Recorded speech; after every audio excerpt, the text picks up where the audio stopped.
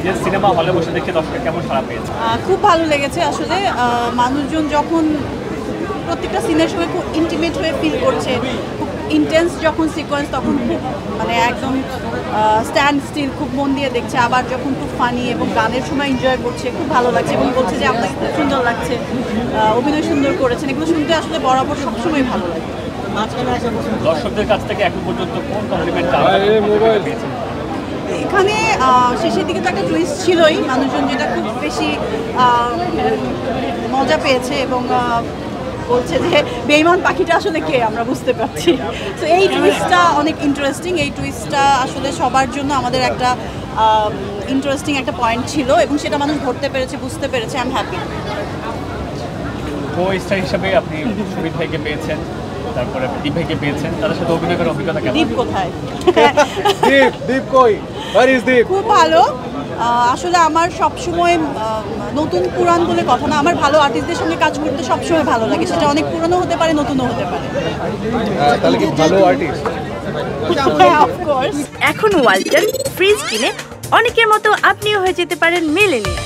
সেরা পণ্যের সেরা অফার, ওয়ালটন মিলেনিয়ার।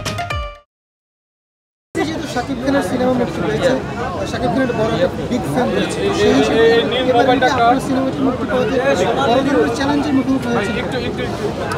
আসলে শাকিব তো আমাদের দেশের সবচেয়ে বড় স্টার, সো ওর ছবি তো থাকবেই।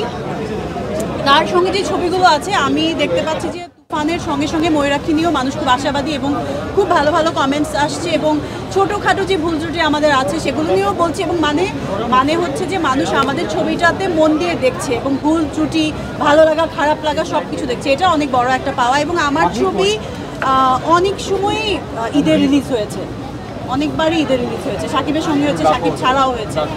তো ঈদের আসলে একটা বড় উৎসবের মধ্যে ছবিটা আসা এবং ছবি নিয়ে এত উৎসবে সবার সঙ্গে যোগ দেওয়া, এটা অনেক আনন্দের, অনেক ভালো লাগে। কোন ধরনের চাপ অনুভব করছেন? চাপ, এটা ভালো লাগার চাপ, মানুষের দর্শকদের ভালোবাসা, ভালো লাগার চাপ, আর কিছু না। আপনার কি মনে হয় দর্শক চাপে আসলে কতদিন টিকতে পারবে? কতদিন টিকতে পারবে? আজকে তো 5th ডে, তো মানুষের যে এই যে এত মানুষ দেখছে হলে এবং ভালো বলছে, কেউ কেউ বলছে এখানে একটু বেটার হতে পারতো, আর একটুখানি ভালো, বা আরও ববিকে অন্যভাবে দেখছে, অন্যরকম ভালো লাগা কাজ করছে এবং আরও দেখতে চাচ্ছে। এবং এখানে কিছু কিছু অডিয়েন্স আমাকে এসে বলছে যে আপনাকে অনেক কম দেখতে পাচ্ছি, আরও দেখতে চাচ্ছি। তার মানে সব কিছু আসলে আমি পজিটিভলি অ্যাকসেপ্ট করছি।